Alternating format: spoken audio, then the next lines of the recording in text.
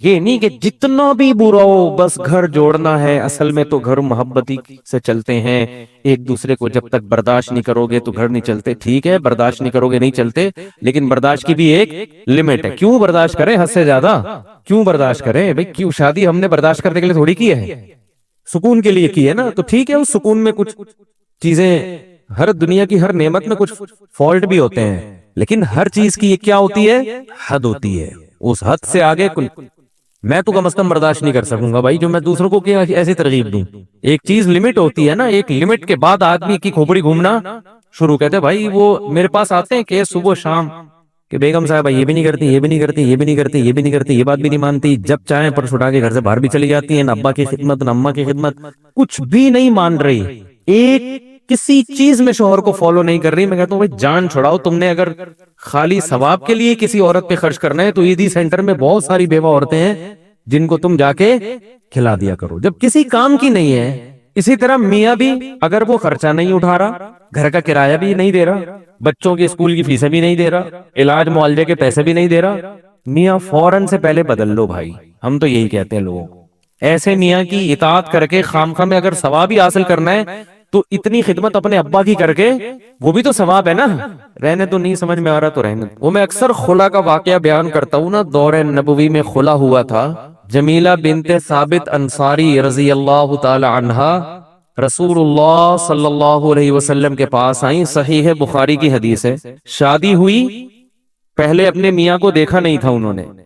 جب پہلی رات میں میاں کو دیکھا تو ان کو اندازہ ہو گیا کہ بھئی یہ تو شکل و صورت کے لحاظ سے میرے لیول کے بالکل بھی نہیں ہے. تو وہ نبی کے پاس آ گئیں فوراً کہ یا رسول اللہ کہ میں ثابت الانصاری کے دین اور اخلاق پر مجھے کوئی اعتراض نہیں، بہت نائس پرسن، بہت نیک آدمی، بہت نیک، بی من الجمال ما ترا، میں جس قدر خوبصورت ہوں آپ جانتے ہیں، لیکن ثابت الانصاری قد کے لحاظ سے چھوٹے، رنگ کے لحاظ سے انتہائی سیاہ، تو کسی بھی لحاظ سے ان میں اٹریکشن میرے لیے نہیں ہے. بالکل جوڑ کی شادی نہیں ہوئی ہے یہ.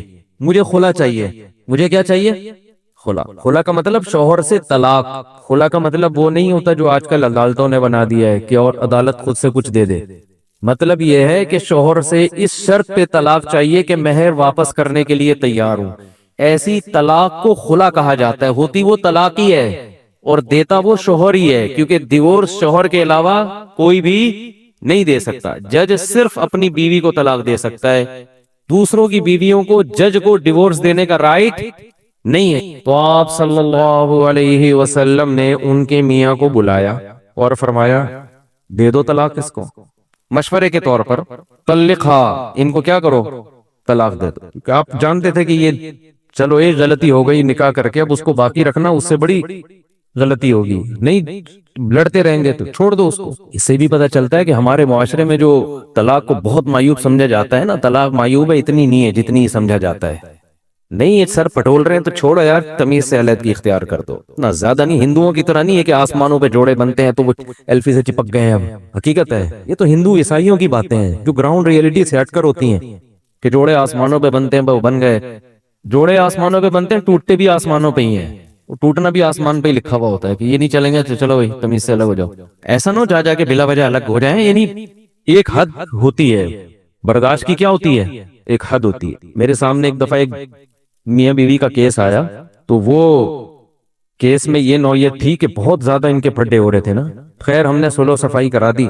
میرے ساتھ کوئی پینل بھی تھا علماء کا، تو ہمیں اندازہ ہوا کہ یہاں غلطی بیوی کی ہے، عورت کی غلطی ہے. وہ بہت شرارتیں کر رہی تھی. بعض دفعہ مرد کی غلطی ہوتی ہے، بعض دفعہ عورت کی. تو یہاں اس کیس میں عورت کی غلطی تھی، بہت شرارت کر رہی تھی. تو جب ان کا صلح ہوا نا تو پھر صلح میں یہ طے ہوا کہ اب یہ جیسی بھی ہے جس طرح بھی ہے شوہر کو برداشت کرنا پڑے گا. یعنی آئندہ یہ کبھی بھی زندگی میں ڈیورس نہیں دے گا. اس شرط پہ ہم لڑکی کو بھیج رہے ہیں. لڑکی والوں نے کہا کہ جو ہے جیسی ہے برداشت کرنا پڑے گا. تو لڑکا لکھ کے دینے لگا ہاں جو ہے جیسی ہے. میں نے کہا بھائی کیا مطلب جو ہے جیسی ہے؟ یہ کیا بات ہے؟ گھر جوڑنے کے لیے ایسی شرط لکھوا دینا کہ جو بعد میں افورڈ ہی نہ کر سکو. آپ بولو میں برداشت کروں گا جس حد تک برداشت کر سکا. بات بات پہ نہ ڈیورس کی دھمکی دوں گا نہ کوئی اور ایسی. لیکن ایک لمٹ ہے، اس لمٹ کو اگر کراس کیا تو نہیں چلے گا. خام خواہ کی انہوں نے یہ بلا وجہ کی فضول قسم کی باتیں کہ نہیں بھی جو ہے جیسا ہے بس. نہیں جو ہے جیسا ہے کیوں بھائی؟ جو ہے جیسا ہے دنیا میں کہیں بھی ایسا نہیں ہوتا. آپ اپنی دکان میں ملازم رکھو، ملازم کہے جو جیسے رہوں گا بس مجھے برداشت کرنا پڑے گا. آپ بولے گا بھائی میرا کاروبار کا بیڑا غرق ہو جائے گا. جیسے تو مطلب تو یہاں بیٹھ کر سٹا بھی پی سکتا ہے، تو چرس کی دکان بھی بنا سکتا ہے اس کو. ٹھیک ہے کچھ چیزیں برداشت کر لوں گا، کچھ تمہیں بھی برداشت کرنی پڑے گی. تو اسی طرح مرد کا معاملہ بھی ہے، جو میں بار بار ان مضامین کو ریپیٹ اس لیے کرتا ہوں کہ کھوپڑی میں بیٹھ نہیں رہے ہیں. تو اسی طرح شوہر بھی برا ہے، ہم عورتوں کو کہتے ہیں برداشت کرو، لیکن اس کی بھی کیا ہے، یہ نہیں کہ جتنا بھی برا ہو بس گھر جوڑنا ہے. اصل میں تو گھر محبتی سے چلتے ہیں، ایک دوسرے کو جب تک برداشت نہیں کرو گے تو گھر نہیں چلتے. ٹھیک ہے برداشت نہیں کرو گے نہیں چلتے، لیکن برداشت کی بھی ایک لمٹ ہے. کیوں برداشت کریں حد سے زیادہ؟ کیوں برداشت کریں بھائی؟ کیوں شادی ہم نے برداشت کرنے کے لیے تھوڑی کی ہے، سکون کے لیے کی ہے نا. تو ٹھیک ہے اس سکون میں کچھ چیزیں، ہر دنیا کی ہر نعمت میں کچھ فالٹ بھی ہوتے ہیں، لیکن ہر چیز کی یہ کیا ہوتی ہے، حد ہوتی ہے. اس حد سے آگے میں تو کم از کم برداشت نہیں کر سکوں گا بھائی جو میں دوسروں کو ایسی ترغیب دوں. ایک چیز لمٹ ہوتی ہے نا، ایک لمٹ کے بعد آدمی کی کھوپڑی گھومنا شروع. کہتے بھائی وہ میرے پاس آتے ہیں کہ صبح شام کہ بیگم صاحبہ یہ بھی نہیں کرتی، یہ بھی نہیں کرتی، یہ بھی نہیں کرتی، یہ بھی نہیں کرتی، یہ بات بھی نہیں مانتی. جب چاہیں پرس اٹھا کے گھر سے باہر بھی چلی جاتی ہیں، نہ ابا کی خدمت نہ اماں کی خدمت، کچھ بھی نہیں مان رہی. ایک کسی چیز میں شوہر کو فالو نہیں کر رہی. میں کہتا ہوں بھائی جان چھڑاؤ. تم نے اگر خالی ثواب کے لیے کسی عورت پہ خرچ کرنا ہے تو ایدی سینٹر میں بہت ساری بیوہ عورتیں ہیں جن کو تم جا کے کھلا دیا کرو جب کسی کام کی نہیں ہے. اسی طرح میاں بھی اگر وہ خرچہ نہیں اٹھا رہا، گھر کا کرایہ بھی نہیں دے رہا، بچوں کے اسکول کی فیسیں بھی نہیں دے رہا، علاج معالجے کے پیسے بھی نہیں دے رہا، میاں فوراً سے پہلے بدل لو بھائی. ہم تو یہی کہتے ہیں لوگوں کو. ایسے میاں کی اطاعت کر کے خامخواہ میں اگر ثواب ہی حاصل کرنا ہے تو اتنی خدمت اپنے ابا کی کر کے وہ بھی تو ثواب ہے نا. رہنے تو نہیں سمجھ میں آ رہا تو رہنے.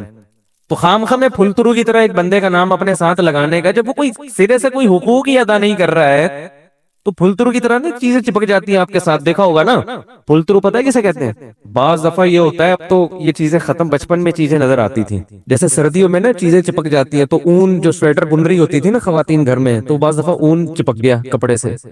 اب وہ دھاگے کی طرح جا رہا ہے آدمی، یوں کر رہا ہے تو اس شلوار سے چپک گیا، ادھر سے ہٹا رہا ہے اس والے پہ چپک گیا.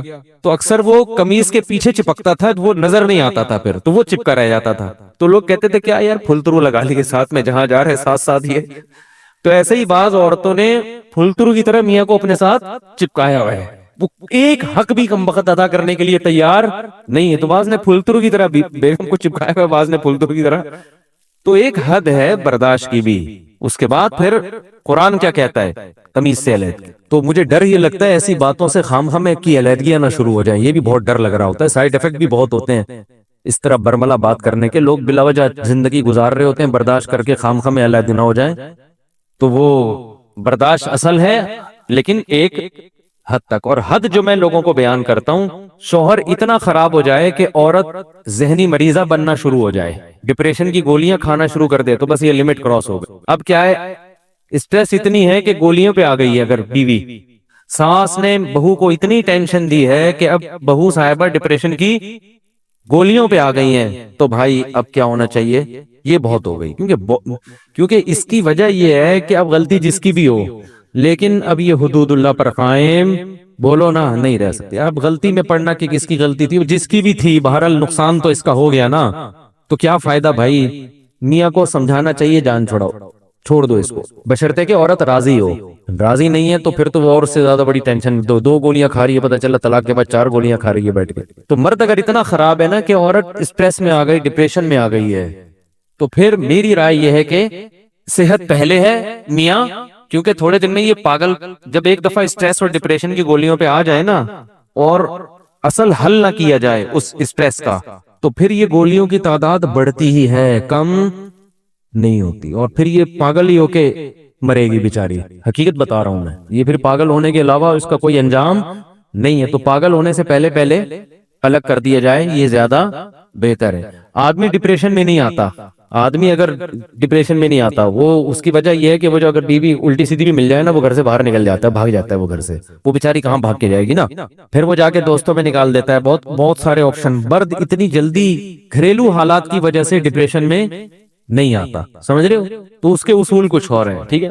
تو خیر بات کہاں سے کہاں چلی گئی، جو میں اصل عرض کر رہا تھا کہ حضرت ثابت رضی اللہ تعالی عنہ کی زوجہ آئیں، یا رسول اللہ میرا ان کے ساتھ گزارا بالکل بھی نہیں ہو سکتا، میں انتہائی خوبصورت عورت ہوں اور یہ انتہائی شکل و صورت کے لحاظ سے کم ہے، لیکن ان کے الفاظ کیا تھے کہ مجھے ان کی دینداری اور ان کے اخلاق پر کوئی اعتراض نہیں ہے۔ تو نبی نے ان کو کہا کہ دے دو طلاق، انہوں نے دے دی۔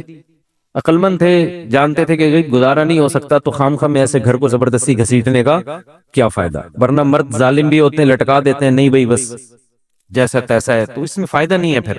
تو اس سے کیا پتا چلتا ہے، صحابی رسول ہیں، بیوی کہہ رہی ہے بہت نیک ہیں لیکن صورت کے اچھے نہیں ہیں۔ اب ان صحابی کی کے بعد دنیا میں کتنے حسین لوگ پیدا ہوئے، کتنے خوبصورت لوگ پیدا ہوئے نا 1400 سال کے عرصے میں، لیکن کیا ان میں کوئی حسین اور نورانی چہرے والا ان صحابی کی خاک کے برابر ہو سکتا ہے؟ بولتے کیوں نہیں بھائی؟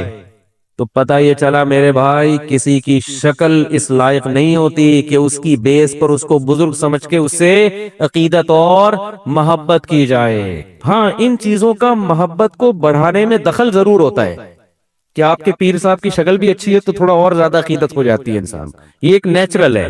بھائی آپ کسی سے عقیدت رکھتے ہیں، عقیدت ہے بزرگی کی بیس پہ، نیک ہے، عقیدت کی بیس درست ہے، اور نیک کی ڈیفینیشن بھی آپ کو پتہ چل گئی۔ جیسے ڈاکٹر ہے تو ڈاکٹر کی ڈیفینیشن کیا ہے بھائی؟ ایم بی بی ایس کیا ہوا ہو، اتنے سال ہاؤس جاب ہو، سرٹیفکیٹ ہو، وغیرہ وغیرہ۔ تو بزرگ سے عقیدت ہوتی ہے کس بیس پہ؟ نیک۔ اور نیک کی ڈیفینیشن کیا ہے؟ یہ نہیں کہ خواب اچھے اچھے آ رہے ہوں، یہ میں نے پچھلے بیان میں بہت ڈیٹیل سے بتایا تھا۔ اچھا خواب آنا یہ نیک ہونے کی دلیل نہیں ہے۔ نیک ہونے کی ایک ہی دلیل ہے جو قرآن نے بیان کی، الذین آمنوا وکانوا یتقون، عقیدہ بھی درست اور اعمال بھی درست۔ عقیدہ توحید، صرف یا اللہ مدد، بس اس کے علاوہ کوئی نعرہ قابل قبول نہیں۔ جو اسلام کے بیسک عقائد ہے نا ان میں کوئی کمپرومائز نہیں ہے۔ اور عمل بھی کیا؟ آمنوا وعملوا الصالحات، نیک عمل کیے، گناہوں سے بچتے ہیں، وکانوا یتقون، بچتے ہیں، کس چیز سے بچتے ہیں؟ برائیوں سے بچتے ہیں، شریعت کو فالو کرتے ہیں۔ تو یہ دو چیزیں آپ نے دیکھ لی، آپ کو عقیدت ہو گئی، بالکل درست عقیدت ہوئی ہے۔ پھر اگر ان کی شکل بھی اچھی ہے تو یہ عقیدت کو بڑھانے میں یہ چیزیں کیا کرتی ہیں؟ مدد دیتی ہیں۔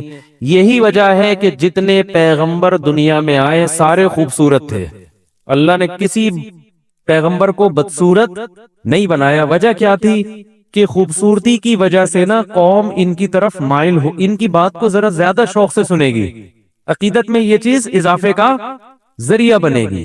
اس لیے جتنے پیغمبر آئے صحت مند، خوبصورت، خاندان بہت اچھے ان کے۔ تو یہ اللہ کی ایک رحمت تھی کہ تاکہ لوگ بعض مرتبہ صورت کی بیس پہ بھی کسی کے قریب آنے سے کتراتے ہیں، لیکن اللہ نے کیا کیا؟ تمام پیغمبروں کو خوبصورت بنایا۔ تو کسی عالم، کسی بزرگ کو اللہ نے اگر خوبصورت بنایا ہے تو یہ اللہ کی ایک نعمت ہے، اس نعمت کا جائز فائدہ اٹھانا چاہیے۔ جائز فائدہ یہ بھی، آپ دین کا کام کریں تو لوگ آپ کے علم اور آپ کے تقوی کی بیس پر آپ کے قریب آئیں گے، اور صورت اس عقیدت کو بڑھانے میں مدد دے گی۔ اور یہ ڈاکٹروں کے ساتھ بھی ہوتا ہے، حکیموں کے ساتھ بھی ہوتا ہے۔ خوبصورت حکیم سے علاج کرانے کا زیادہ دل کرتا ہے انسان کا۔ جو باریک باریک ہوتے ہیں نا، ایکس رے رپورٹ ان کی نظر آ رہی ہے، حالانکہ ماہر ہوتے ہیں، لیکن آدمی کا فطری طور پر کہتا ہے یار وہ زیادہ ماہر ہے، وہ جو دوسرا ہے نا۔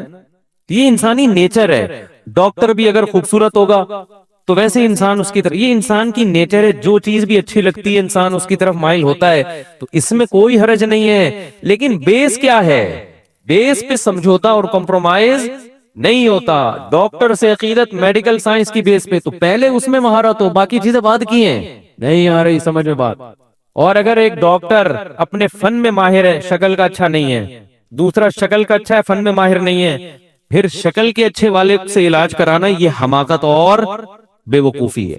تو اسی لیے یاد رکھو کہ کوئی بزرگ شکل کے اچھے نہیں ہیں لیکن اعمال اور تقوی میں اچھے ہیں، اور ایک بزرگ شکل کے اچھے ہیں لیکن تقوی اس لیول کا نہیں ہے، پھر بھی آپ کو اچھی شکل والے سے عقیدت ہو رہی ہے، اس سے نہیں ہو رہی، تو اس کا مطلب اس عقیدت کی بیس تقوی نہیں ہے، اس کی بیس کیا ہے؟ شکل ہے، پھر آپ میں فالٹ ہے یہ۔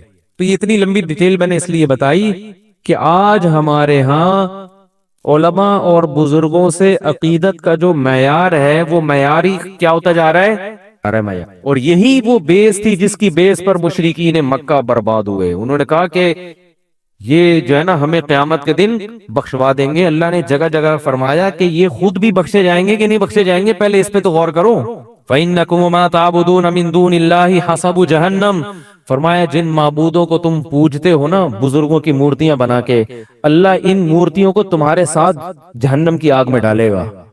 ان مورتیوں کو بھی اللہ تمہارے ساتھ جہنم میں ڈالے گا. تو اس لیے بھائی ہر چیز میں انسان کو کھوپڑی استعمال کرنی چاہیے, مجذوب بن کے, پاگل بن کے, دیوانہ بن کے, جدھر قوم جا رہی بس ادھر ہی چلنا. کسی نے جذباتی تقریر کر دی پاگلوں کی طرح اس پہ. ابھی دیکھو ایک سیاسی لیڈر کا انتقال ہوا تھا چند سال پہلے, تو میں نے دیکھا بہت سے لوگ جو ان کی جماعت میں تھے نا, اطلاعات آئی کہ ہارٹ اٹیک سے مر گئے غم میں. کچھ جناب رو رہے ہیں, پھوٹ رہے ہیں. اوبے بھائی کس بات کی عقیدت, اتنے کیوں جذباتی ہو رہے ہو, کیا دیا محترم نے آپ کو؟ میں نام نہیں لیتا, آج کل تھوڑا احتیاط کرتا ہوں میں. بس خامخواہ کی وہ ایک تقریر بہت اچھی لگ گئی تھی تو اتنی عقیدت ہو گئی, اتنی عقیدت. یہ سیاسی لوگ اپنی لیڈروں سے کتنی عقیدت کرتے ہیں, پاگل ہو رہے ہوتے ہیں. کوئی ان کے بارے میں نیگیٹو کمنٹ سننے کے لیے تیار نہیں ہوتا. دوسرے کی ہر پوزیٹیو چیز بھی نیگیٹو, اپنے والے کی ہر نیگیٹو چیز بھی پوزیٹیو. یہ سیاسی لوگوں میں بھی اندھی عقیدت بہت ہوتی ہے. وہ اس کا اپنے جس کو آپ فالو کر رہے ہیں نا, اس نے جو بھی الٹا کام کیا ہوگا قوم کے وسیع تر مفاد میں بعض دفعہ یہ بھی کرنا پڑتا ہے. یہ جواب ہے. یہ سب جگہ چل رہا ہے, کچھ کوئی ایک نہیں ہے. یہ اندھی عقیدت قیامت کے دن مروائے گی, یاد رکھو. قرآن کے الفاظ کیا ہیں؟ ان السمع والبصر والفؤاد کل اولئک کان عنہ مسئولا. تمہارے کانوں سے, تمہاری آنکھوں کے, تم سے تمہارے کانوں کے بارے میں, تمہاری آنکھوں کے بارے میں, تمہارے دل کے بارے میں قیامت کے دن سوال ہوگا. کسی سے عقیدت اگر دل میں رکھی, کیوں رکھی؟ نفرت رکھی تو کیوں رکھی؟ دلیل کیا تھی نفرت کی؟ نہیں آ رہی بات میرا خیال ہے. تو جو کچھ ہم بول رہے ہیں نا اپنے سیاسی لیڈروں کے دفاع میں, دوسروں کو برا کہہ رہے ہیں, قیامت میں یہ ایک ایک لفظ ریکارڈ ہو رہا ہے. اللہ پوچھے گا تو نے اپنے والے کی اس غلط چیز کی جو صحیح تو نے غلط تعویل کی اور اس کو صحیح قرار دینے کی کوشش کی, اس کی تمہارے پاس کوئی واقعی مضبوط دلیل تھی؟ اور دوسرے والے کی صحیح چیز کو بھی تم نے جو غلط قرار دینے کی کوشش کی, اس کی تمہارے پاس کیا دلیل ہے؟ اگر آپ کے پاس کوئی دلیل نہیں ہے تو خدا کی قسم یہ جو آپ کے سیاسی لیڈر ہے یہ آپ کو قیامت کے دن الٹا لٹکنے سے نہیں بچا سکتے. تو اتنی عقیدت میں, اپنے سیاسی لیڈروں کی عقیدت میں اندھے نہ ہو جاؤ. اور ویسے بھی ان کی عقیدت سے فائدہ آپ کو تھوڑی, ان کو ہوتا ہے. آپ کو تو کچھ بھی نہیں ہوتا, آپ تو وہیں کے وہیں ہیں. رکشہ چلا رہے ہو تو کوئی بھی آ جائے, آپ نے رکشہ ہی چلانا ہے. مشکل بات ہو گئی.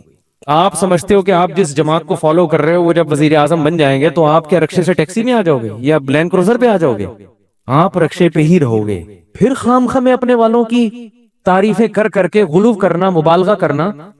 پتہ ہے ہماری شریعت نے مرنے کے بعد بھی کسی کی تعریف میں مبالغے کو برداشت نہیں کیا. حالانکہ مرنے والے کا اب کیا دنیا میں بیچارے کا لینا دینا. پھر بھی کہا اس کی بھی تعریف کرو تو اعتدال سے. جو چیز اس میں نہیں ہے وہ بیان مت کرو. ہمارے یہاں کوئی مر جائے پھر آپ دیکھو حضرت ایسے تھے, حضرت سے تو بڑا دنیا میں کوئی پیدا ہی نہیں ہوا. اس کے بعد جانے کے بعد اچھا ہمیں تو پتہ چلا حضرت اتنے بڑے تھے. مخالفین بھی کہہ رہے ہوتے ہیں بہت ہی بڑے بزرگ کا انتقال ہوا اس دفعہ تو بھائی, بہت زیادہ, بہت ہی بڑے. صحیح حدیث ہے, صحیح حدیث ہے. حدیث کے پورے الفاظ مجھے یاد نہیں ہے کہ میت سے پوچھا جاتا ہے بتا کیا واقعی تو ایسا تھا جو تیرے بارے میں لوگ یہ کہہ رہے ہیں, واقعی تو ایسا تھا؟ اگر آپ نے اپنی زندگی میں اپنے مریدین کی تربیت نہیں کی کہ میرے مرنے کے بعد میری ناجائز تعریف نہ کرنا, تو اس بات کا بہت خطرہ ہے کہ آپ کو بھی خبر میں اس کا عذاب دیا جائے کہ تمہارے بعد والے لوگ تمہاری تعریف میں مبالغہ کیوں کریں. اس بات کا خطرہ موجود ہے. حدیث سے مفہوم ہوتا ہے, مترشح ہوتا ہے یہ. تو بھائی نہ تعریفوں میں مبالغہ کرو اور نہ کسی کی بولتے کیوں نہیں برائی میں. تعریف میں مبالغے سے تو قرآن نے صاف منع کیا. فرمایا فلا تزکوا انفسکم, اپنا تزکیہ مت کیا کرو. تزکیہ کا مطلب پاک دامن قرار مت دیا کرو. یہاں اپنے سے مراد ہے اپنے جیسے لوگ, یعنی مسلمان. جیسے قرآن میں آتا ہے نا ولا تقتلوا انفسکم, اپنے آپ کو قتل مت کرو. تو تمام علماء کہتے ہیں اس سے صرف اپنی جان مراد نہیں ہے, یہ سب ایک نفس کی مانند ہیں جتنے بھی انسان ہیں, تو کسی کو بھی قتل مت کرو. تو ایسے ہی اللہ فرماتے ہیں فلا تزکو. تزکو کا اصل معنی ہوتا ہے تزکیہ کرنا. آیت کا لفظی ترجمہ تو یہ ہوگا کہ اپنے آپ کو پاک مت کرو. تو پاک تو کرنا کا حکم ہے نا، تزکیہ تو اسلام کا حکم ہے. تو تزکیہ باب تفعیل جو میرا تفسیر کے لیکچر سن رہے ہیں نا یوٹیوب پہ، نہیں سن رہے تو سن لیں، بہت فائدہ ہوگا. میرا چینل ہے مفتی طارق مسعود اسپیچز، اس پہ تفسیر کے لیکچر چل رہے ہیں، پلے لسٹ میں جائیں گے نا تو مل جائیں گے آپ کو. تو 1/69 یا 70 لیکچر میرا خیال ہے اپلوڈ ہو چکے ہیں. تو وہ پہلے لیکچر سے سننا شروع کریں، اس سے آپ کو قرآن انشاءاللہ خاندانی طریقے سے سمجھ میں آنا شروع ہو جائے گا. نہیں آ رہی بات؟ قرآنی گرامر بھی ہے اس میں، قرآنی گرامر اور پھر تفسیر بھی ہے. تو بہت تھوڑی محنت ہوگی، آپ کو 40 منٹ بیٹھنا پڑے گا قرآن لے کے سامنے. تو وہ ترتیب سے جب آپ وہ لیکچر سنیں گے نا، آپ کو بہت انشاءاللہ قرآن آپ کے لیے بہت آسان ہو جائے گا انشاءاللہ. جب نماز میں آپ قرآن پڑھیں گے، امام سے سنیں گے یا تراویح میں قرآن سنیں گے، آپ کو عربی میں قرآن سمجھ میں آئے گا انشاءاللہ. تو وہ ایسا اس طرح کے لیکچر میں ریکارڈ کروا رہا ہوں. تو یہ جو اس میں یہ گرامر کی باتیں بھی بتاتا رہتا ہوں. یہ جو تزکیہ ہے نا باب تفعیل، یہ بعض مرتبہ کسی چیز کی طرف نسبت کرنے کے لیے بھی آتا ہے. جیسے کہتے ہیں نا کسی کی تکفیر مت کرو. تکفیر کا مطلب کفر کی طرف کسی کو منسوب نہ کرو، کافر مت قرار دو، کہتے ہیں نا تکفیر. تو اسی طرح تزکیہ باب تفعیل ہے، اس کا مطلب ہے کسی کو پاک ہونے کی طرف منسوب مت کرو. کیا مطلب؟ کسی کو یقینی طور پر 100% نیک قرار دینے کی کوشش مت کرو. کیوں؟ هو اعلم بمن اتقى، اللہ خوب جانتا ہے کون متقی اور کون پرہیزگار ہے. یہ اللہ کو پتا ہے، یقینی طور پر تمہیں پتا نہیں ہے. اتنی واضح قرآن کی آیت ہے بھائی، اس کے بعد بھی ہم کہہ رہے ہیں فلاں سے بڑے تو دنیا میں بس وہ تو سیدھا جنت میں. عمرے کیوں؟ اتنے نیک اتنے نیک اتنے نیک. آدمی کہتا ہے پھر ان کو تو جانا ہی نہیں چاہیے تھا دنیا سے. بس بولو بھائی، ہم اپنے گمان کے مطابق یہ خیال کرتے ہیں کہ بہت نیک تھے. ہماری رائے کے مطابق ہمارا خیال ہے کہ انشاءاللہ اللہ ان کی مغفرت کرے گا، اور یہ ان کے اوصاف تھے، یہ ان کی خاصیتیں تھی جو واقعی تھیں، ان کو ہائی لائٹ کر دے انسان. یہ ٹھیک ہے، یہ تو صحابہ سے بھی، تابعین سے بھی ثابت، اسلاف سے بھی ثابت، اور قرآن نے اس سے منع نہیں کیا. لیکن یقینی طور پر کسی کی تعریف میں بہت زیادہ مبالغہ کرنا، یہ پھر اللہ پہ گویا ایک طرح سے اللہ اس کو اپنے اوپر الزام سمجھ رہے ہیں کہ مجھے نہیں پتا، تجھے مجھ سے بھی زیادہ پتا ہے. یہ گویا یہ انداز ہو گیا. تبھی اللہ کہہ رہے ہیں ہوا عالم، اللہ کو پتا ہے بھائی کون نیک ہے اور کون برا ہے. اور آگے اللہ نے فرمایا اللہ کو اتنا پتا ہے، ہوا اعلم بکم اذ انتم اجنۃ فی بطون امہاتکم، وہ تمہیں اس وقت سے جانتا ہے جب تم اپنی ماں کے پیٹ میں چھپے ہوئے تھے. وہ تو اس وقت سے جانتا ہے. تو اس کو تم سمجھا رہے ہو کہ اللہ وہ بہت نیک تھا، اس کو وہ لازمی جنت میں جانا چاہیے. تو اللہ کے فرمان وہ تمہیں اس وقت سے جانتے ہیں جب تمہاری ماں اور تمہارے باپ نہیں تمہیں جانتے تھے. اس وقت سے تمہاری خصوصیات اور سب کچھ ہم جانتے تھے تمہارے بارے میں. تو اس لیے جس نے جنت میں لے کے جانا ہے، جس نے جہنم میں لے کے جانا ہے، اس کو پتا ہے. تو ہم اعتدال کے ساتھ، حضرت جی بہت اچھے ہیں، بس کافی ہو گئے. حضرت جی کیا ہے؟ بہت ہے، بس کافی، اس سے آگے زیادہ نہیں بڑھاؤ. حضرت جی کی یہ علمی خدمات ہے، ماشاءاللہ اس میدان میں حضرت نے بڑا کام کیا. جو کیا ہے، جو حقیقت میں ہے، ان کاموں کو بیان کر دی. عربوں کی ایک عادت ہے، جب بھی وہ کسی کی تعریف کرتے ہیں نا تو ایک جملہ کہتے ہیں لا نزکی علی اللہ احدا، کہ ہم اللہ کے خلاف کسی کا تزکیہ نہیں کرتے، یعنی اللہ پہ الزام لگا کے یا ہم اللہ سے آگے نکلنے کی کوشش نہیں کرتے. ہم نے جو فلاں بزرگ کی تعریف کی ہے اپنی معلومات کے مطابق، حقیقت کون جانتا ہے؟ بولو بھائی، اللہ جانتا ہے. تو غلو، اعتدال ہماری قوم میں خاص طور پر، یہ پاکستان اور انڈیا میں بھی اتنا نہیں ہے، پاکستان میں بہت زیادہ ہے. تعریف میں مبالغہ بھی اور مخالفت میں بھی اعتدال. بولتے کیوں نہیں؟ اللہ نے بتایا، دیکھیے انسان کی فطرت ہے، جو اچھا آدمی ہوتا ہے، عقل مند آدمی ہوتا ہے، وہ آنے والی کل پر آج کو قربان کرتا ہے.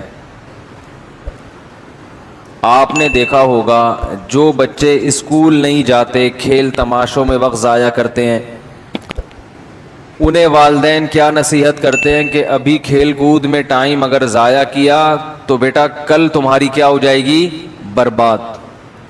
کہتے ہیں کہ نہیں کہتے؟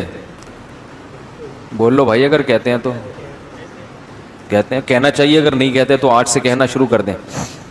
جو سارے پیسے خرچ کر رہا ہو، جتنی ارننگ ہے اڑا دیتا ہو،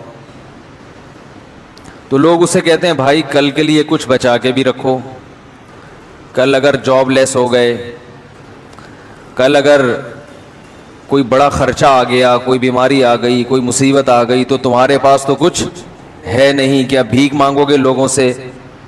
تو ٹھیک ہے, اچھا کھاؤ, اچھا پہنو, لیکن تھوڑا سا کچھ کل کے لیے بول لینا بھائی, بچا کے رکھو. مجھے پتا ہے جون کا مہینہ ہے 2019, گرمی بہت شدید پڑ رہی ہے کراچی میں. گرمی پنجاب میں بھی پڑتی ہے, لیکن یہ کوفت نہیں ہوتی جیسی یہاں کی گرمی میں. عجیب سا حساب کتاب ہے. 2-4 حضرات نے اے سی کے لارے رپے دیے تھے, اس کے بعد مارکیٹ سے شارٹ ہو گئے وہ لوگ. 2-4 حضرات تھے جنہوں نے کہا تھا ہم آپ مسجد میں اے سی لگوا رہے ہیں, اس کے بعد سے وہ مارکیٹ میں شارٹ. دعا کریں اللہ ان کو مارکیٹ میں دوبارہ آنے کی توفیق عطا فرمائے. ٹھیک ہے, یہ چندے کا جدید اسٹائل ہے. ورنہ مولوی لوگ چندہ مانگتے ہیں تو لوگ بولتے ہیں یار یہ ہر وقت چندے مانگتے رہتے ہیں. تو اب مانگنا تو ضرورت ہے نا چندہ. مساجد کے جو مصارف ہیں وہ تو چندے سے ہی پورے ہوتے ہیں, گورنمنٹ تھوڑی پیسے دیتی ہے. تو ہم نے اس اسٹائل میں چندہ مانگا ہے کہ چندہ بھی مانگ لیا اور آپ کو پتہ بھی نہیں چلا, کیونکہ وہ پرانے والے مارکیٹ میں نہیں آئے تو بہت سے نئے لوگ آ جائیں گے جن کو اندازہ ہوگا اچھا مسجد میں اے سی کی ضرورت ہے ماشاءاللہ. تو یہ ایک اسٹائل ہوتا ہے. تو خیر میں یہ عرض کر رہا تھا کہ اگر کوئی شخص سارے پیسے اڑا دیتا ہو تو لوگ اسے کہتے ہیں کہ بھائی کل کے لیے کچھ بچا کے رکھو. آپ نے دیکھا ہوگا سائن بورڈ پہ اشتہار ہوتا ہے بینکوں کی طرف سے, روپیہ بچائیے کل کام آئے گا, لکھا ہوتا ہے نا, روپیہ بچائیے کل کام آئے گا. تو کل کی فکر کرنا یہ عقل مند لوگوں کا کام ہے. کتنی فکر یہ بھی میں بتاتا ہوں, اس میں غلو جائز نہیں ہے. صحت کے حوالے سے بھی لوگ بات کرتے ہیں کہ بھائی ابھی تو کھا رہے ہو, برگر بھی کھا رہے ہو, پیپسی بھی پی رہے ہو, کوفتے بھی کھا رہے ہو, سب کچھ کھا رہے ہو, لیکن بیٹا کل یہ نکلے گا سارا, ابھی سے احتیاط کرو. کہتے ہیں نا بچوں کو کہا جاتا ہے دیسی گھی کھایا کرو, اس لیے کہ آج اگر گھی کھا کے جوان ہوئے تو کل بڑھاپے میں یہ گھی کیا ہوگا, کام آئے گا. ابھی اسے ڈالڈے پہ پلے تو بڑھاپا کیسے گزرے گا؟ کیا خیال ہے بھائی؟ ہمارے ایک دوست ہے قبلہ حکیم, اللہ تعالیٰ ان کی مغفرت فرمائے, اگر انتقال ہو گیا. دوست تو نہیں, عمر میں زیادہ تھے لیکن محلے میں رہتے تھے, حکیم تھے, بڑی باتیں کرتے تھے وہ. تو ایک نوجوان ان کے پاس آیا, بہت ہی باریک سا, 15-16 سال اس کی عمر تھی, بالکل ایسے, بلکہ 18 سال عمر تھی, ایسے باریک. ایک تو ہوتا ہے دبلا اور ایک ہوتا ہے باریک. وہ کچھ اللہ معاف فرمائے غلط کاریوں میں لگا ہوا تھا, ناجائز چیزوں میں, جس کی وجہ سے اپنی صحت کافی خراب کر لی تھی اس نے. تو حکیم صاحب اس کو سمجھا رہے تھے کہ بیٹا جب جسم میں قوت ہونی چاہیے, طاقت ہونی چاہیے, اس وقت یہ حال ہے, تو جب بڑھاپا ہوگا, جب طاقت ویسے ہی جسم میں نہیں رہتی, اس وقت کیا ہوگا تمہارا ہے؟ بھائی جوانی کے بعد کمزوری ہے نا, تو جب جوانی میں ہی کمزور ہو تو کمزوری میں کیا حال ہوگا؟ تو مجھے اس بات پر نا ایک قصہ یاد آیا کہ ایک صاحب نے ایک دوا ایجاد کی اور اشتہار کے لیے نا, مشہور کرنے کے لیے یہ میسج چلایا کہ ایسی دوا ہے کہ بڑھاپا کبھی نہیں آئے گا. دیکھیں اپنی چیز کو ایڈورٹائز کرنے کے لیے ایک اصول یہ ہے کہ آپ کوئی ایسا کام کریں جو دوسرا نہیں کر رہا, تو آپ کی بات مارکیٹ میں پھیل جائے گی. سب ایک طرف جا رہے ہیں تو آپ کوئی نیا فرقہ لانچ کریں, نئی نئی باتیں مارکیٹ میں لا کے پھینکتے رہیں آپ, تو آپ بہت جلدی مشہور ہو جائیں گے اور چند لوگ بھی آپ کے پیچھے چل پڑیں گے. تو وہ اس نے دوا کہا کہ ایسی دوا ہے کہ میں قرآن پہ ہاتھ رکھ کے قسم اٹھا سکتا ہوں کہ بڑھاپا قریب نہیں آئے گا. اب دنیا میں کون ایسا ہے جس کو بڑھاپے سے محبت ہو؟ ہر آدمی چاہتا ہے ہمیشہ جوان رہو. وہ بھیڑ لگ گئی اور وہ دوائیں مناسب ریٹ پر بیچ رہے ہیں, لوگ لے لے کے جا رہے ہیں. اب جو کھا رہا ہے بیمار ہو رہا ہے, جو کھا رہا ہے بیمار ہو رہا ہے. خیر انہوں نے ٹھیک ٹھاک نوٹ چھاپ لیے اور وہاں سے پتلی گلی سے نکل لیے. بعد میں کسی نے ان کو پکڑا, بولا آپ نے یہ دعویٰ کیا تھا ایسی دوا ہے کہ بڑھاپا نہیں آئے گا, اور جو کھا رہا ہے وہ اس کی تو حالت خراب ہو رہی ہے. تو اس نے کہا بھائی جب جوانی میں ہی مر جائے گا تو بڑھاپا قریب, کیا خیال ہے بھائی؟ بھائی جب جوانی میں ہی مر جائے گا تو بڑھاپا قریب بھی نہیں آئے گا, جوانی میں مار دے گی یہ دوا اس کو. تو وہ حکیم صاحب اس نوجوان کو سمجھا رہے تھے کہ ابھی تمہارا یہ حال ہے, وہ بیچارے غلط کاریوں میں, ناجائز چیزوں میں لگ کے آج کل نوجوانوں نے صحتیں برباد کی ہوئی ہیں. تو وہ انہوں نے کہا کہ ابھی یہ حال ہے تو بیٹا بڑھاپے میں کیا ہوگا, یعنی ظاہر ہے بڑھاپا تو پھر آئے گا ہی نہیں. دیکھ لیں بیچاروں کی حالتیں کیا کیا چل رہی ہیں, صحتیں ہی ختم ہو گئی ہیں. کچھ والدین نے ظلم کیا اولاد کے اوپر, ان کو الٹی سیدھی چیزیں کھلا کے.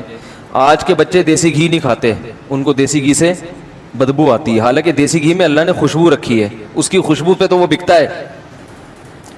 بھینس کے دودھ میں, گائے کے دودھ میں اللہ نے خوشبو رکھی ہے, وہ خوشبو آج کل بچوں کو بدبو لگ رہی ہے, الٹے دماغ چل رہے ہیں. خیر, تو عقل مند وہ سمجھا جاتا ہے جو آج فکر کرے کل کی, ایسا ہی ہے نا.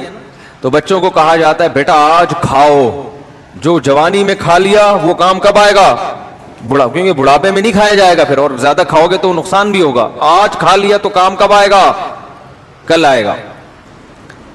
تو اتنی بات تو پوری دنیا میں سب مانتے ہیں, اس پر ساری دنیا کے عقل مندوں کا اتفاق ہے کہ کل کی فکر کرنا عقل مند لوگوں کا کام ہے, اور بے وقوف آدمی آج ہی سب کچھ حاصل کر لیتا ہے, آئندہ آنے والے کل کی فکر نہیں کرتا.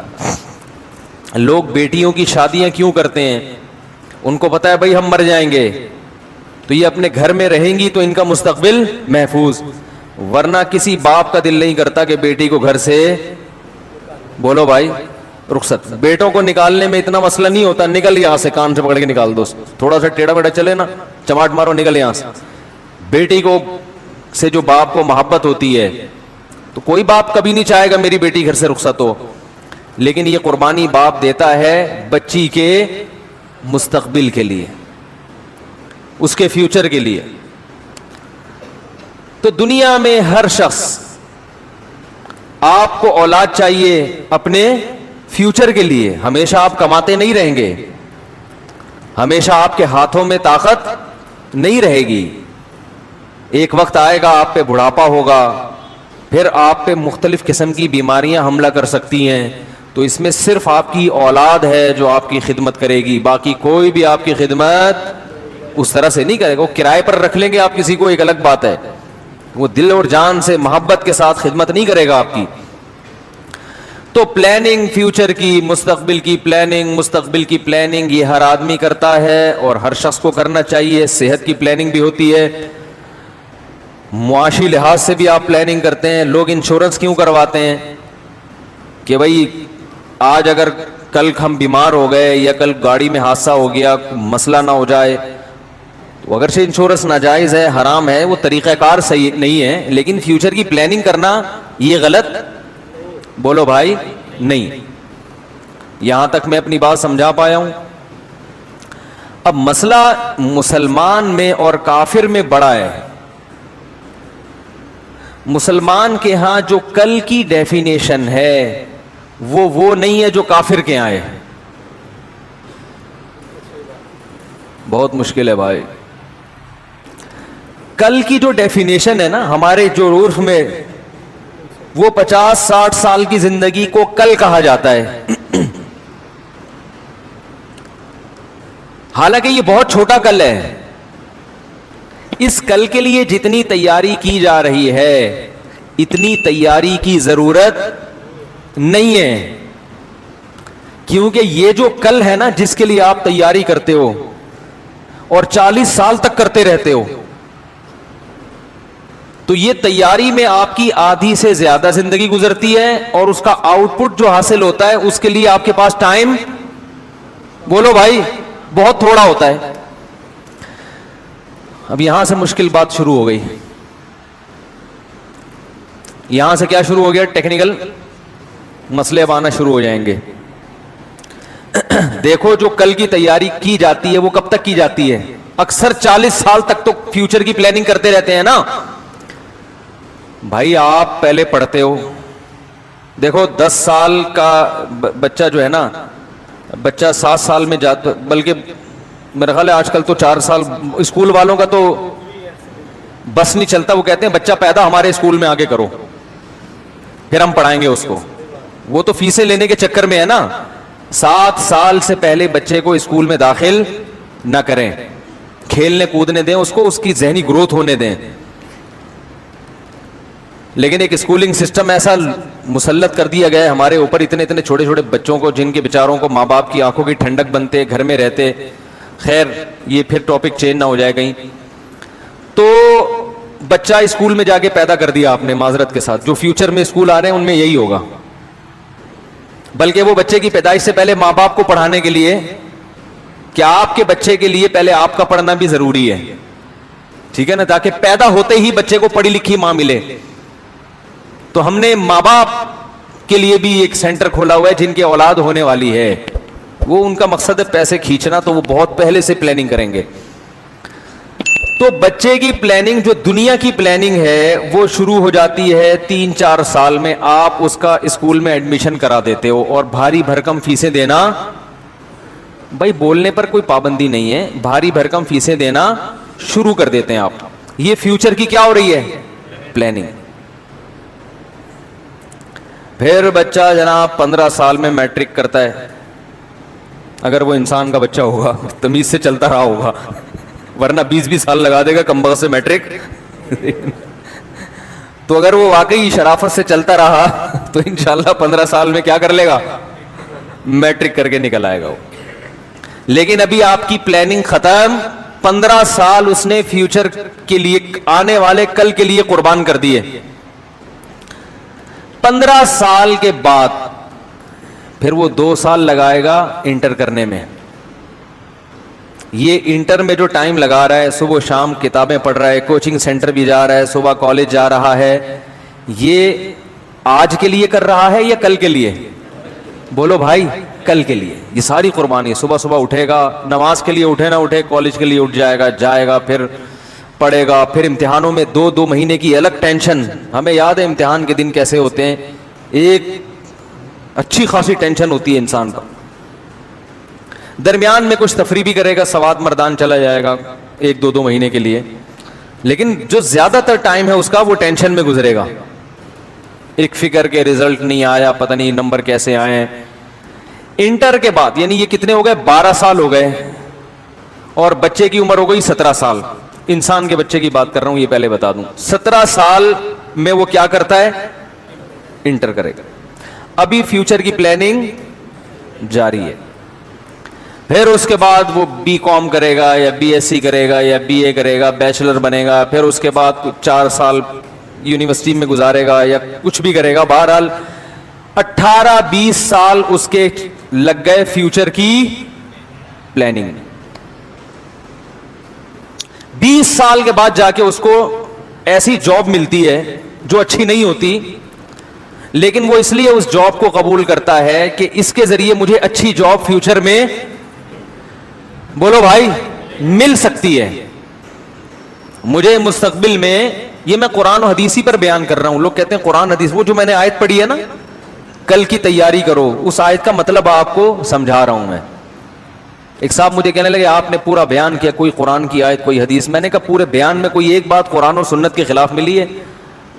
ایک آیت ہو اس کی تشریح میں 1.5 گھنٹہ لگ جائے, یہ زیادہ بہتر ہے کہ درجنوں آیتیں ہوں اور سمجھ میں ایک بھی نہ آئے. تو تشریح تو انسان اپنے ہی انداز سے کرتا ہے نا, کیا خیال ہے بھائی؟ تو ہر زمانے کے لحاظ سے اس کی تشریح اسی زمانے کے حساب سے کی جائے گی جس زمانے میں آپ ہیں. تو میں یہ عرض کر رہا تھا کہ 18-20 سال کے بعد وہ جاب کے قابل ہوتا ہے, اور جاب میں وہ سستی جاب بھی برداشت کر لیتا ہے. مثال کے طور پر ایک شخص کمیشن آفیسر بھرتی ہوگی آرمی میں, تو شروع میں تھوڑی اس کے پھول لگ جائیں گے. 2 سال ٹریننگ میں اس کا اچھی طرح جوس نکالا جائے گا. وہ یہ سب برداشت کرے گا کس کے لیے؟ بولو بھائی, فیوچر کے لیے. ایک بات آپ کو درمیان میں جملہ معترضہ کے طور پہ کہہ رہا ہوں, اور یہ ایسی بات ہے جس پر مجھے بوٹ پالش کے تانے دیے جاتے ہیں. یہ جو ہمارے ہاں کہا جاتا ہے نا فوج سب سے زیادہ عیاش ہے, یہ بالکل غلط ہے. عیاشی کا ریشو فوج میں سب سے, بولو بھائی, کم ہے. یقین نہ آئے تو فوج میں بھرتی ہو کے دیکھ لیں. سمجھ رہے ہیں؟ میں نے ٹریننگ کے دوران بہت سے فوجیوں کو بھاگتے ہوئے دیکھا ہے. بھاگتے سے مراد ٹریننگ سے بھاگتے ہوئے کہ ہم یہ جاب نہیں کر سکتے. ہمارے اپنے رشتے دار ہیں, بعض رشتے دار جو فوج میں گئے اور موٹے موٹے آنسو سے روتے تھے وہ, اور ایک تھے جن کا سلیکشن نہیں ہوا. اس وقت تو روئے, بعد میں انہوں نے کہا اچھا ہوا نہیں ہوا, کیونکہ پھر جو انہوں نے روٹین دیکھی. تو یہ جو بیٹھ کے تبصرے کرنا ہے نا, یہ بہت آسان ہے کسی بھی شعبے. میں نہیں کہہ رہا کہ فوج دودھ سے دھلی ہوئی ہے, درجنوں خامیاں ہوں گی فوج میں, لیکن یہ جو ہمارے ایک ذہن بنایا گیا ہے کہ فوج میں عیاشی ہے, عیاشی ہے, ہوگی عیاشی, لیکن باقی تمام شعبوں میں سب سے کم ہے.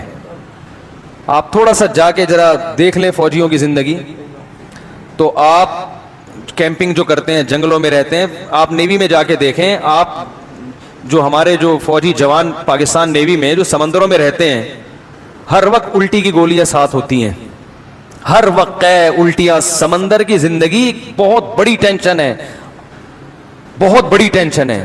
پاکستان نیوی کا تو کام ہی سمندر میں رہنا ہے, تو کیسے ممکن ہے کہ ایک آدمی سمندر میں رہے اور وہ جہازوں میں وہ سہولتیں نہیں ہوتی جو تجارتی جہاز ہوتے ہیں. یہ ایک ذہن بنایا گیا ہے باقاعدہ پروپیگنڈے کے تحت, اور پھر ایسا ذہن بنایا گیا ہے کہ جو ذرا سی فوج کی حمایت میں بات کرے تو اس کے خلاف بھی پورا ایک میڈیا جو ہے نا اس کے خلاف بولنا شروع کر دیتا ہے. آپ جب تک کسی چیز کی خود گھس کے تحقیق نہ کریں, اس کے بارے میں آپ کو کمنٹس کرنے کی اجازت نہیں ہے. واٹس ایپ, فیس بک, اخباروں کی تحریریں یہ ریسرچ نہیں ہوتی. کسی شعبے میں جائیں, آپ کو کوئی آفیسر لگتا ہے نا کہ وہ عیاش ہے, تو آپ جائیں ذرا اس کے ساتھ کچھ دن گزاریں, اس کے ساتھ کچھ دن آپ گزاریں, تو آپ کو پتا چلے گا کہ, اور پھر آپ کسی اسی لیول کے گورنمنٹ کے کسی دوسرے آفیسر کے ساتھ ٹائم گزاریں, تو آپ کو دونوں کی عیاشی میں فوج کا ایک 18 گریڈ کا یا 20ویں گریڈ کا آفیسر اس کے ساتھ ٹائم گزاریں, اور یہ بھی دیکھیں کہ کیا پاپڑ بیلنے کے بعد یہ یہاں تک پہنچا ہے, اور وہی 20ویں گریڈ کا کوئی دوسرا گورنمنٹ آفیسر ہو, آپ اس کے ساتھ ٹائم گزاریں, تو آپ کو دونوں کے لائف سٹائل میں زمین آسمان کا فرق معلوم ہوگا. سمجھ میں آ رہی ہے بات؟ زمین آسمان کا فرق پتا چلے گا آپ. خیر, تو میں یہ عرض کر رہا تھا کہ آپ نے فیوچر کے لیے جاب ملی, آپ کو کم پیسوں کی جاب پہ آپ گزارا کرتے ہیں, کیا سوچ کے کہ یار تجربہ تو ہو پہلے, آہستہ آہستہ انشاءاللہ ہم کیا کریں گے, ترقی کریں گے. ترقی کرتے کرتے پھر آپ جب 30-35 سال کے جا کے ہوتے ہیں تو آپ کو اچھی جاب ملتی ہے. تو 30-35 سال آپ نے فیوچر کی پلاننگ میں اب رہ کتنے گئے؟ وہی 35 سال زیادہ رہ گئے ہیں نا ابھی زندگی کے. سمجھو بھائی بات کو, اب کتنے سال رہ گئے؟ 35 سال. تو اب آپ کو صبر کر کے بیٹھ جانا چاہیے تھا کہ 35 سال میں نے اپنے کھپا دیے اگلے 35 سالوں کے لیے. بھائی قبرستان میں آپ جا کے دیکھیں تو 60 سے 70 کے درمیان ہی آپ کو عمریں لوگوں کی نظر آئیں گی قبرستان میں.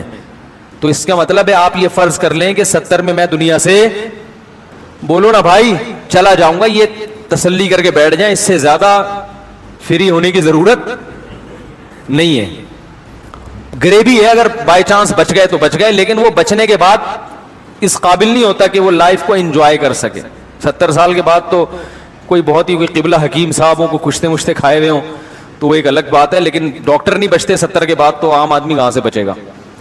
بچ جائے تو پھر وہ بیچارہ اس قابل نہیں ہوتا کہ وہ جو اس نے ماضی میں فیوچر کی پلاننگ کی اس پلاننگ سے فائدہ اٹھا سکے. اس نے اگر ماضی میں پلاننگ کر کے شوگر ملیں لگا لی تو وہ چینی خود نہیں کھا سکتا, صحیح ہے نا؟ اس کو شوگر ہوگی, اس کو بلڈ پریشر ہوگا, پتہ نہیں کیا کیا بیماریاں ہوں گی اس کو. تو میں یہ کر رہا ہوں, دیکھو یہ آدھی زندگی اس نے لگا دی فیوچر کی پلاننگ میں, لیکن ابھی اس کی پلاننگ ختم نہیں ہوئی ہے. میں نے کوئی ایسا شخص نہیں دیکھا جو 35 سال میں فیوچر کی پلاننگ نہ کر رہا ہو.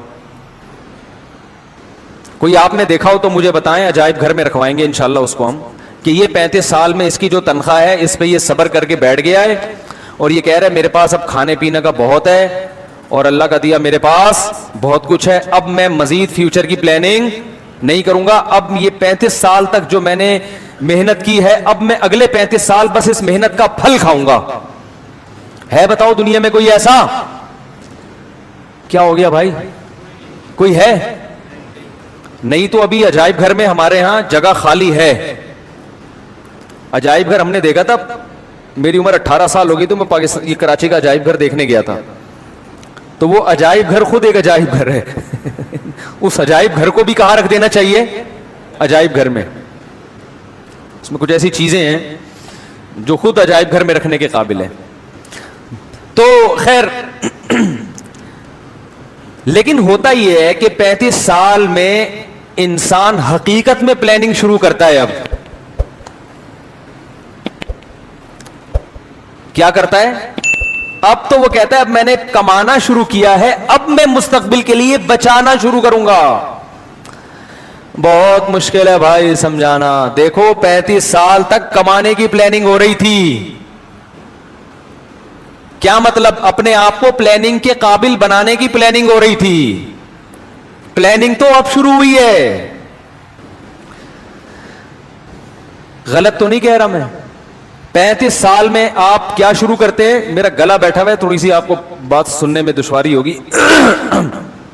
ابھی پنجاب کا میرا دورہ ہوا, وہیں قبلہ حکیم صاحب کے پاس گیا میں نے کہا اللہ کا واسطہ کوئی ایسی دوا دے دو گلا ٹھیک ہو جائے یار. تو انہوں نے علاج بالغذا بتایا ہے. حکیموں کے پرہیز اللہ کی پناہ. 2 مہینے شوربے کے ساتھ روٹی کھائیں, چاول نہیں کھانے. چاول پہ پابندی, بڑے گوشت پہ پابندی, تیل والی چیزوں پہ پابندی, اور آلو پہ پابندی, اور دال ماش, دال چنا, بھنڈی, سب پابندی. میں نے کہا یہ بتا دیں کھانا کیا ہے بس. تو انہوں نے کہا بکرے کا گوشت یا دیسی مرغی شوربے میں, وہ بھی گوشت کو زیادہ فوکس نہیں کرنا, اس کا شوربے میں لال آٹے کی روٹی ڈبو کے کھانی ہے. تو ڈبو کے کھانے کا تو آپ کو پتہ ہے کہ کتنا مزہ ہے, اللہ نے وہ لطیفہ سناتا رہتا ہوں نا ڈبو کے کھانے کا, تو بس یہی کھانا ہے. تو اب وہ اب پنجاب کا دورہ تھا, وہاں لوگ دعوتیں کرتے ہیں. اب ان کو بول رہے ہیں بھائی وہ حکیم نے کہا 2 مہینے پرہیز کرو گلا ٹھیک ہو جائے گا انشاءاللہ. تو پرہیز کیسے کریں؟ تو دعوت میں تو لوگ چھوڑتے ہی نہیں ہیں. تو دعا کریں. اب 2 مہینے پرہیز کا ارادہ کیا ہے, دہی نہیں کھانا. تو وہ حکیم خود بڑے ماشاءاللہ جاندار تھے. یہ بات تھی 75-76 سال حکیم صاحب کی عمر ہوگی اور ماشاءاللہ جوان آدمی. تو میں نے کہا جو خود اپنی صحت بنا سکتا ہے انشاءاللہ وہ دوسروں کی صحت بھی. ورنہ آپ ڈاکٹر کے پاس جائیں نا, معذرت کے ساتھ کوئی ڈاکٹر صاحب بیٹھے ہوں تو وہ اپنی ٹھیک نہیں ہوتی. صحیح ہے نا, ڈاکٹر صاحب کی اکثر, سب نہیں, اکثر ڈاکٹروں کی اپنی صحت بیچاروں کی, کیونکہ جو صحت کے اصول ہیں اس پر وہ خود عمل نہیں کر رہے ہوتے. سگریٹ خود پی رہے ہوتے ہیں, رات کو 3 بجے تک تو کلینک سے بند کر کے آتے ہیں. 3 بجے ڈاکٹر صاحب کلینک بند کر کے آ رہے ہوتے ہیں اکثر, اور صبح 12 بجے تک پھر سو رہے ہوتے ہیں. تو کہاں سے صحت ٹھیک ہوگی؟ خیر, تو آپ دعا کریں میرا گلا ٹھیک ہو جائے. میرا تو سارا کام ہی گلے کا ہے. پورے رمضان میں نے اسی گلے کے ساتھ تراویح پڑھائی ہے, اسی گلے کے ساتھ 1.5 گھنٹہ بیانات کیے ہیں. تو بیٹھتا ہی جا رہا ہے. تو بہت سارے علاج کیے, فائدہ نہیں ہو رہا. دعا کریں. اب یہ جو پرہیز 2 مہینے کا ہے, یہ بکرے, کل میں دیسی مرغا لینے گیا, کہیں سے مل ہی نہیں رہا دیسی مرغا. تو وہ پھر پتہ چلا یہ دیسی بھی آج کل کیا آ رہے ہیں, اوپر سے یہ ہوتا ہے خالی, اندر سے اس کو وہی فیڈ کھلائی جا رہی ہے. خیر, اب کوئی ایسا نہ ہو ہدیے میں دیسی مرغے لا کے رکھ دے گھر میں. الحمدللہ اللہ کا دیا بہت کچھ ہے, مل جائے گا کہیں نہ کہیں سے. تو میں یہ کر رہا ہوں کہ 35 سال پلاننگ کے قابل بناتا ہے اپنے آپ کو انسان, اور اس کے بعد پھر اصل پلاننگ تو اب شروع ہوتی ہے. بحریہ ٹاؤن میں پلاٹ لینے, یہ بھی انسان کے بچے کی بات کر رہا ہوں میں, پہلے بتا دیا. اگر صحیح طرح سے پڑھا ہو, اسکول گیا ہو, ٹائم پہ کالج گیا ہو, امتحان تیاری کر کے دیے ہوں, بالکل صحیح ایکوریٹ زندگی گزار رہا ہو, بالکل پرفیکٹ لائف ہو, تو وہ پھر 35 سال میں انسان کا بچہ بن جاتا ہے. ورنہ حالات آپ کو پتہ ہے کہ کیا ہیں. 45 سال میں بھی لوگ کہتے ہیں یار ابھی تو کچھ ہے ہی نہیں, کیا کریں, بے روزگار پھر رہے ہوتے ہیں. تو 35 سال میں جب آپ کمانے کے قابل ہو گئے, آپ کی اچھی تنخواہ ہو گئی, تو اب آپ شروع کرتے ہیں فیوچر کی پلاننگ. ابھی پلاننگ اصل میں شروع ہوئی ہے. اب آپ کہتے ہیں میرے بحریہ ٹاؤن میں اتنے پلاٹ ہونے چاہیے, اب کوئی میں تنخواہ لے رہا ہوں, اب کوئی بزنس اسٹارٹ کرنا چاہیے. یہ تو بہت تھوڑی ہے. پھر آپ پلاننگ کرتے کرتے کرتے کرتے اسی دوران بچے بھی ہو رہے ہیں, تو اپنی پلاننگ کے ساتھ بچوں کی بھی, کیا خیال ہے بھائی, بچوں کی بھی شروع, بچوں کا اسکول, فیسیں, وہ ساری حساب کتاب مر جاتا ہے. لیکن معذرت کے ساتھ کم وقت کی پلاننگ ختم, بولو بھائی, نہیں ہوتی. اور اگر بالفرض 50-55 سال میں آ کے بریک لگ گئی کہ یار میں نے جتنے پلاٹ خریدنے تھے خرید لیے, بچوں کو پڑھانا تھا پڑھا دیا, ذاتی مکان خریدنا تھا خرید لیا, سارے کام میرے ہو گئے, اب میں ہنسی خوشی زندگی گزاروں گا, تو فرشتے آ کے بزبان حال کہہ رہے ہوتے ہیں کہ 50 سال تو تیری عمر اسی میں لگ گئی, اب ہنسی خوشی زندگی گزارنے کے لیے زندگی ہی نہیں بچی ہے, ہنسی خوشی کہاں سے لگائے گا اس میں. بھائی پہلے کوئی جوہر تو ہو, وہ کسی صفت کے ساتھ متصف ہوتا ہے نا. کوئی چیز ہو تو وہ اچھی بھی ہوگی بری بھی ہوگی, چیز ہی نہیں ہے, تیری زندگی بچی نہیں ہے. 10-15 سال رہ گئے, وہ بھی 10 قسم کی بیماریوں کے ساتھ, شوگر, بلڈ پریشر اور ڈپریشن اور اسٹریس. یہ بھی ایک نئی بیماری ہے بہت تیزی سے معاشرے میں. وہ ڈپریشن اس بات کی ہوتی ہے کہ 50 سال میں جہاں تک آپ اپنے آپ کو دیکھنا چاہتے تھے پہنچے وہاں تک, بولو بھائی, نہیں ہو, تو اس کی وجہ سے اسٹریس میں ویسے ہی چلا جاتا ہے آدمی.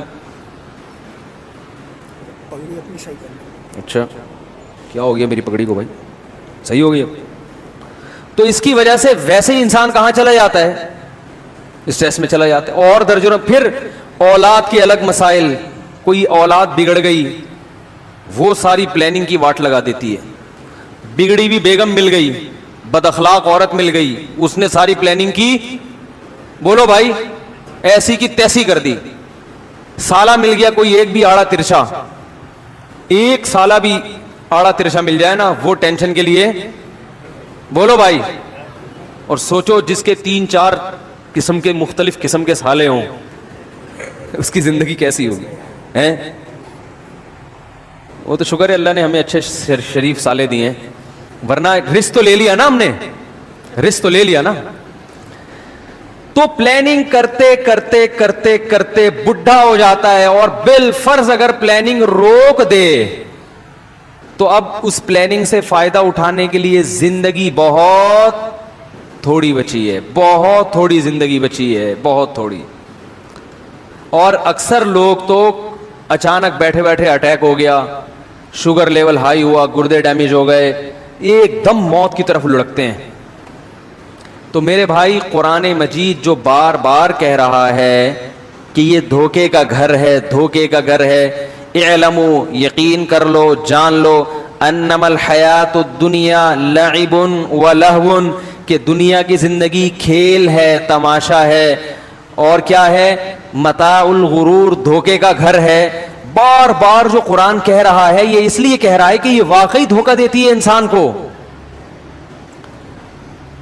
ہم یہ سمجھتے ہیں کہ دنیا مجھے دھوکہ نہیں دے رہی, یہ بہت بڑی بھول ہے.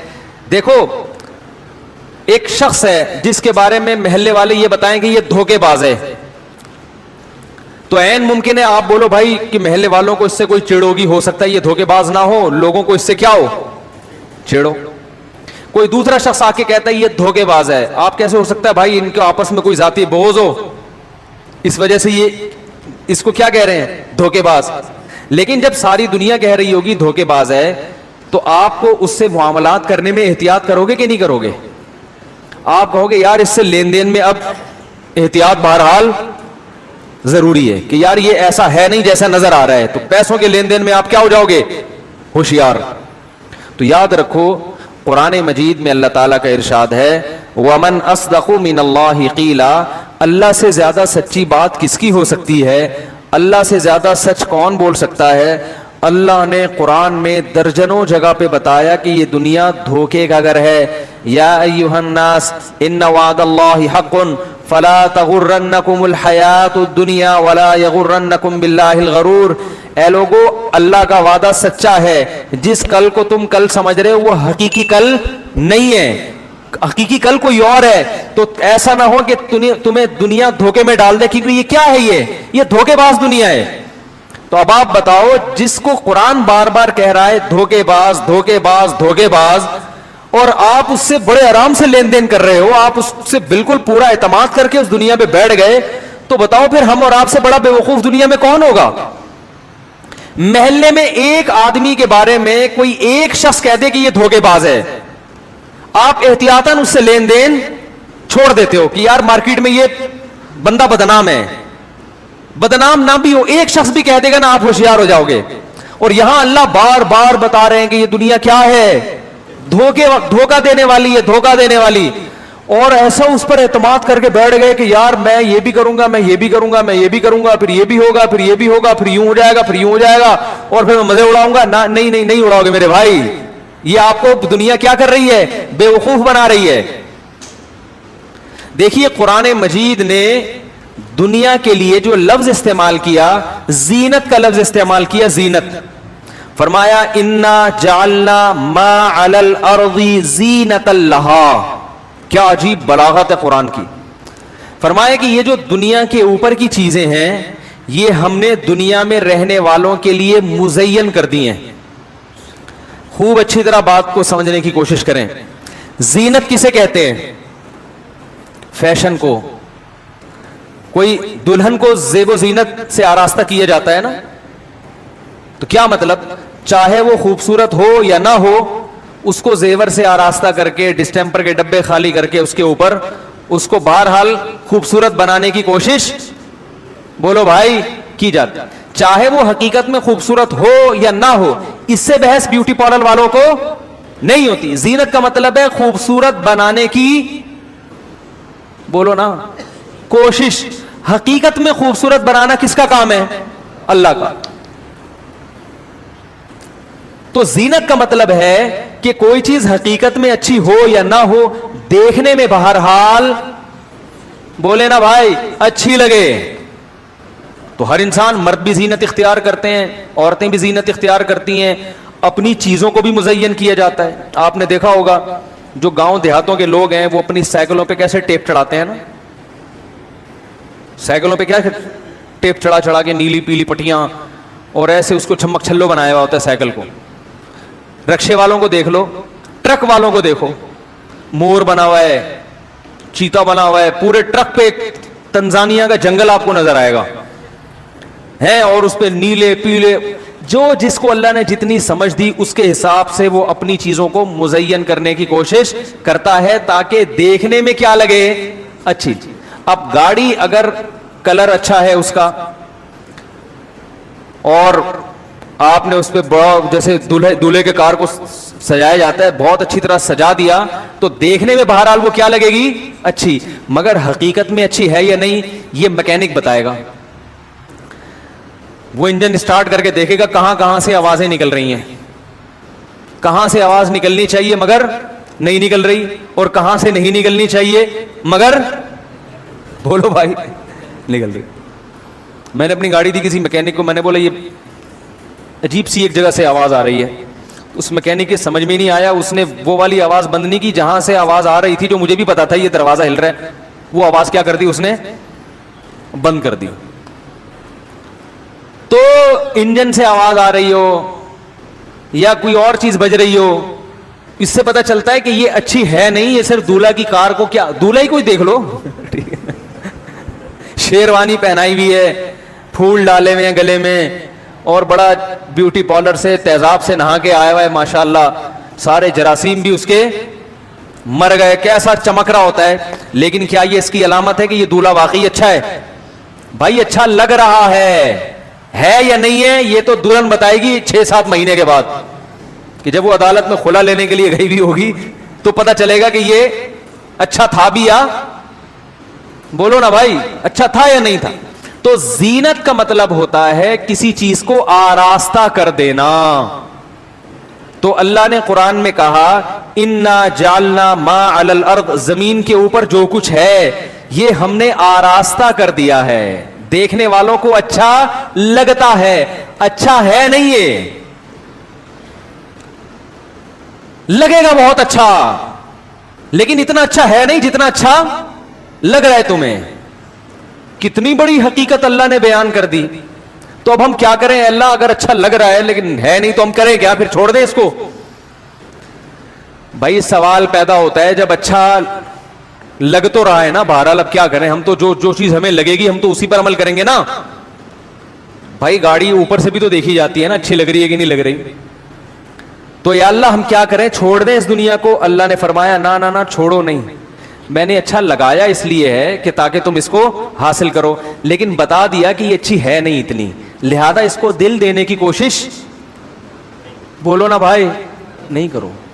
اتنی اچھی نہیں ہے کہ دل پکڑا دو اس کو. کوئی عورت بہت خوبصورت زیور پہن کے آئی, بڑا اچھا ڈسٹیمپر کیا اس نے. ڈسٹیمپر اس لیے کہ آج کل میک اپ نہیں ہوتا, میک اپ کے دور وہ پرانے زمانے کا زمانہ تھا جب میک اپ ہوتا تھا. اب ڈسٹیمپر کے پورے ڈبے خالی ہوتے ہیں, حقیقت بتا رہا ہوں. سنا ہے ہم نے, یہی ہے, میں نے کبھی بیوٹی پارلر جا کے دیکھا نہیں لیکن سنا ہے کہ بالکل کلر چینج ہو جاتا ہے. تو دولہے کے بھی ڈسٹیمپر لگ رہا ہے. اب تو بیوٹی پارلر میں دولہا جا رہا ہے, بلیک کلر کا دولہا وائٹ ہو کے نکل رہا ہے. حقیقت ہے. آپ دیکھو, آپ حیران یار تم تو اندھیرے میں نظر ہی نہیں آتے تھے ہیں, اب تم روشنی میں نظر نہیں آ رہے, اتنے وائٹ ہوئے. تو وہ پتہ نہیں کیا کیا چیزیں آ گئی ہیں مارکیٹ میں, اللہ کی پناہ. تو آپ کو کوئی دولہا, کوئی عورت کو کوئی بندہ نظر آیا جو بڑے اچھی ڈریسنگ اور بہت زبردست بیوٹی پارلر سے تیار ہو کے آیا ہے, یا کوئی دلہن ہے, آپ فوراً اس کی طرف طبیعت مائل ہو گئی, لیکن کسی کو پتا ہے کہ اس کے اخلاق اچھے نہیں ہے, یہ گت بنا دے گی, تمہاری ایسی کی تیسی کر دے گی. تو باپ اپنے بیٹے کو سمجھاتا ہے نا کہ بیٹا پہلے کیا دیکھنا چاہیے, اخلاق. اس کی شکل کو مت دیکھو, شکل کو مت دیکھو, یہ برباد کر دے گی. تو باپ یہ نہیں کہتا کہ یہ جو تمہیں اچھی لگ رہی ہے لگنی نہیں چاہیے, بھائی جب زینت ہے تو لگے گی اچھی, مگر اگر آپ اس کے صرف اچھے لگنے سے متاثر ہو گئے تو آپ کے بیوقوف اور احمق ہونے کی علامت ہوگی. یہ بالکل یہی حال اس دنیا کے ساتھ ہے. ایک اور آسان مثال دے کے بات کو سمجھا.